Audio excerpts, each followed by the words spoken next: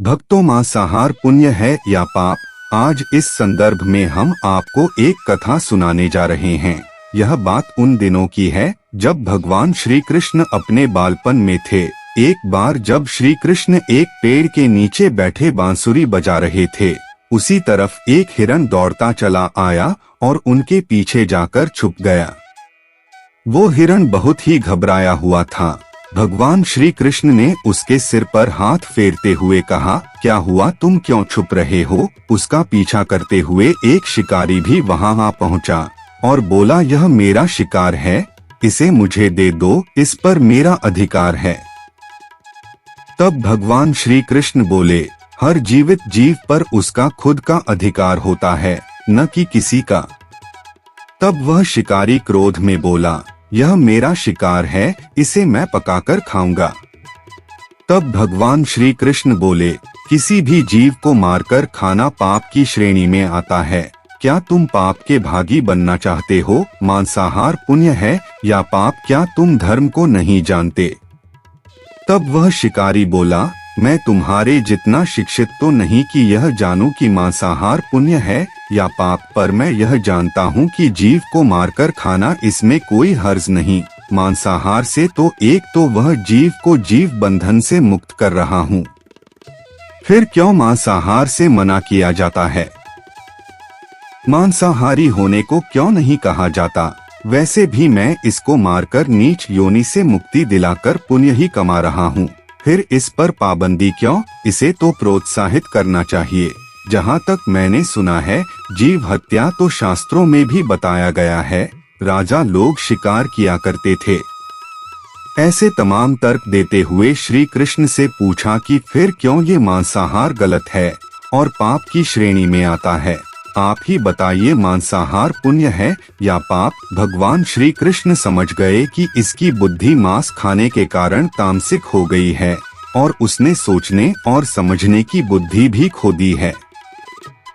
फिर भगवान श्री कृष्ण बोले, इस अंतहीन विषय पर पहले मैं कोई राय नहीं दूंगा। मेरी इस छोटी सी कथा सुनने के बाद तुम ही उत्तर देना कि मांसाहार पुण्य है या पाप, और तुम्हें मांस खाना है या नहीं। वह शिकारी सोचने लगा कि इसमें मेरा तो कोई घाटा नहीं है, इस कथा को मैं सुन ही लेता हूँ, मेरा मनोरंजन भी हो जाएगा और बाद में मुझे इसका मांस भी मिल जाएगा।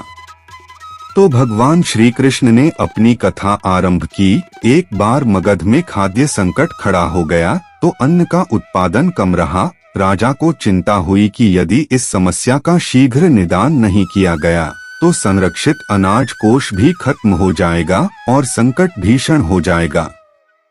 तो सम्राट ने अपनी राज्य सभा में पूछा, देश की खाद्य समस्या को सुलझाने के लिए सबसे सस्ती वस्तु क्या है? मंत्रीगण सोच में पड़ गए। चावल, गेहूं, आलू इत्यादि पदार्थों को उगाने के लिए बहुत श्रम करना पड़ता है। वह तभी प्राप्त होते हैं जब प्रकृति का प्रकोप न हो। ऐसे में तो कुछ सस्ता हो ही नहीं सकता। तभी शिकार का शौक रखने वाले एक मंत्री ने सोचा कि यही उत्तम अवसर है। क्यों न अंधाधुंध शिकार के लिए राजा की अनुमति ले ली जाए। उसने सभा में कहा कि सबसे सस्ता खाद्य पदार्थ है मांस, इसके लिए धन का खर्च भी नहीं है और पौष्टिक खाना भी मिलता है। सभी सामंतों ने इस बात का समर्थन कर दिया, लेकिन मगध के प्रधानमंत्री अभी भी चुप थे। सम्राट ने पूछा, प्रधानमंत्री आप चुप क्यों हैं? आपने कोई अनुमोदन नहीं किया, आपका क्या मत है? प्रधानमंत्री ने कहा, मैं यह नहीं मानता कि यह कथन सही है कि मांस सबसे सस्ता पदार्थ है, फिर भी इस विषय पर मैं अपने विचार आपके सामने कर रखूंगा। प्रधानमंत्री उसी रात मांसाहार का प्रस्ताव रखने वाले सामंत के घर पहुंचे। सामंत ने इतनी देर रात प्रधानमंत्री को अपने घर आया देखा तो वह घबरा गया। किसी अनिष्ट की आशंका से वह कांप गया। प्रधानमंत्री ने कहा, संध्या को महाराज बीमार हो गए, उनकी हालत बहुत ही खराब है। राजवैद्य ने कहा है कि किसी शक्तिशाली देह का 2 तोला मांस मिल जाए तो राजा के प्राण बचाए जा सकते हैं। आप महाराज के सबसे विश्वास पात्र हैं, इसीलिए आपसे योग्य कौन होगा? इसके लिए आप जो भी मूल्य लेना चाहें ले सकते हैं। आप कहें तो इस काम के लिए मैं आपको 1,00,000 स्वर्ण मुद्राएं भी दे सकता हूँ। एक बड़ी जागीर भी आप मांग सकते हैं। बस आप अपनी इच्छा कहें, मैं कटार से आपके हृदय को चीर कर बस 2 तोला मांस निकाल लूंगा। यह सुनकर सामंत के चेहरे का रंग फीका पड़ गया। वह सोचने लगा, जब जीवन ही नहीं रहेगा तो 1,00,000 स्वर्ण मुद्राओं से मैं क्या करूंगा, और बड़ी जागीर भी किस काम आएगी। वह झटपट अंदर भागा और अपनी तिजोरी से 1,00,000 स्वर्ण मुद्राएं लेकर आया। मुद्राएं देकर उसने प्रधानमंत्री के पैर पकड़ लिए और गिड़गिड़ाते हुए बोला, श्रीमंत, मैं आपकी 1,00,000 मुद्राओं में अपनी 1,00,000 मुद्रा और मिलाता हूँ। इस पैसे से आप किसी और सामंत के हृदय का मांस खरीद ले, किंतु मुझे जाने दे, यह बात किसी और को पता न चले, मैं आपसे आग्रह करता हूँ। प्रधानमंत्री जी यह सब समझ चुके थे। वह उसे थोड़ी और मानसिक पीड़ा देना चाहते थे। प्रधानमंत्री ने आगे कहा, सामंत, आप शरीर से बलिष्ठ हैं। आपकी कद काफी महाराज से मिलती जुलती है, इसीलिए राजवैद्य ने खास तौर पर आप ही का नाम लिया है। आपके दान से हमारे अच्छे राजा की जिंदगी बच सकती है। आप कहे तो मैं आपको प्रधानमंत्री का पद देने को तैयार हूँ और खुद आपका कर्मचारी बनकर रहूंगा, पर प्रजा से हमारे राजा न छीने।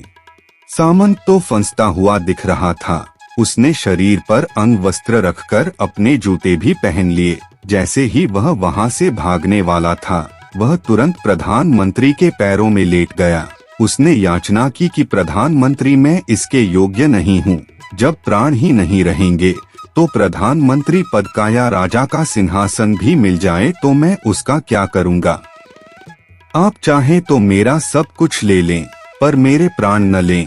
मैं अपना ये भवन और सारा धन आपको सौंपता हूँ। रातों रात राज्य से निकल जाऊंगा। इतना कहकर वह अपने घोड़े की ओर भागा और जैसे ही अपना घोड़ा गठने लगा, आवाज आई, अभी अभी अपने पीछे गए तुम अपने परिवार को भी छोड़े जा रहे हो। सामंत बोला, मेरे प्राण से प्रिय कुछ भी नहीं है।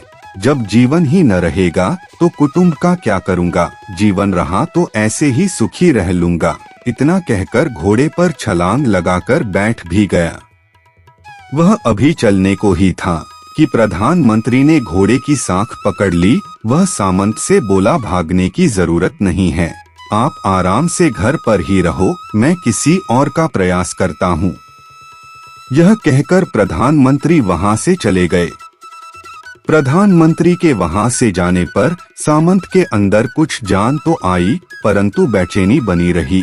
उसकी नींद खराब हो चुकी थी। मुद्राएं लेकर प्रधानमंत्री बारी बारी से सभी सामंतों के घर पहुँचे और सभी से राजा के लिए हृदय का 2 तोला मांस मांगा, परंतु कोई भी राजी न हुआ।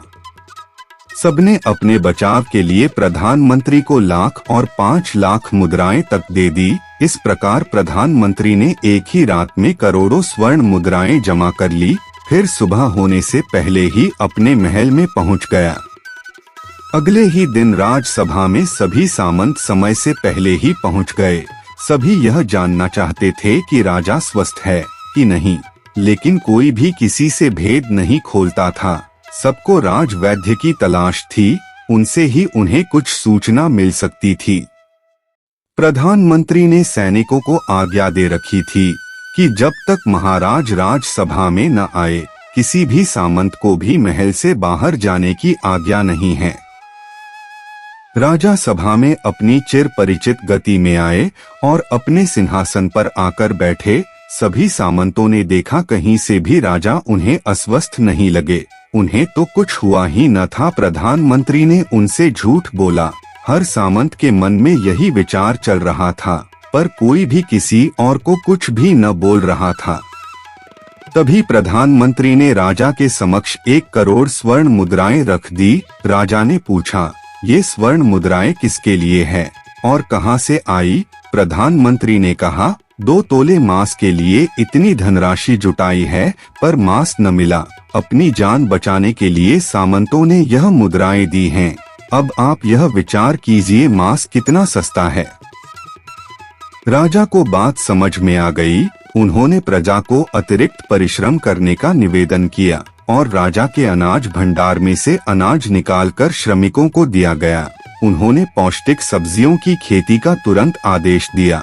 वह 1 करोड़ स्वर्ण मुद्राएं इसी कार्य के लिए और श्रमिकों के कल्याण के लिए खर्च की गई। ऐसे साग सब्जी तेजी से उगी, जिससे प्रजा का कल्याण भी हुआ और पौष्टिकता भी मिली। कुछ समय बाद मौसम अनुकूल हुआ और खेती लहलहाने लगी। इस प्रकार राज्य से खाद्य संकट दूर हुआ। तो मित्रों, जीवन का यह मूल्य भगवान श्री कृष्ण हमें इस कथा के जरिए समझाना चाहते हैं कि हम यह न भूले कि जिस तरह हमें अपनी जान प्यारी है, उसी तरह सभी जीवों को अपनी जान प्रिय होती है।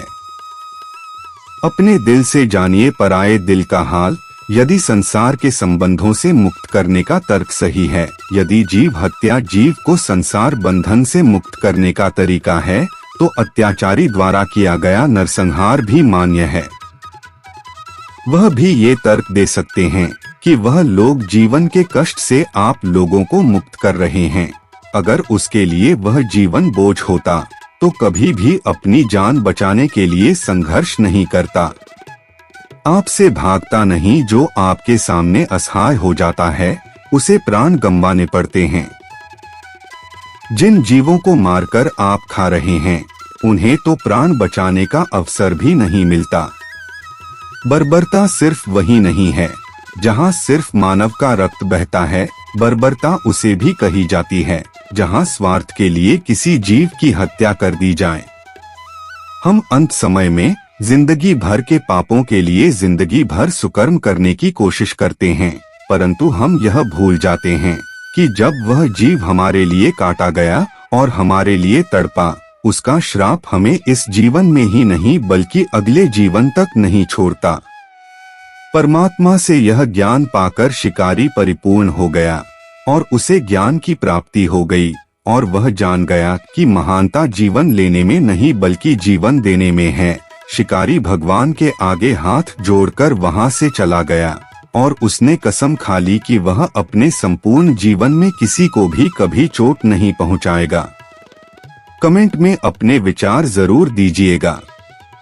यदि ये वीडियो आपको पसंद आई हो और इससे कोई सीख मिली हो तो वीडियो को लाइक कर दीजिए, चैनल को सब्सक्राइब कर लीजिए और अपने दोस्तों और अन्य लोगों के साथ शेयर जरूर करिएगा।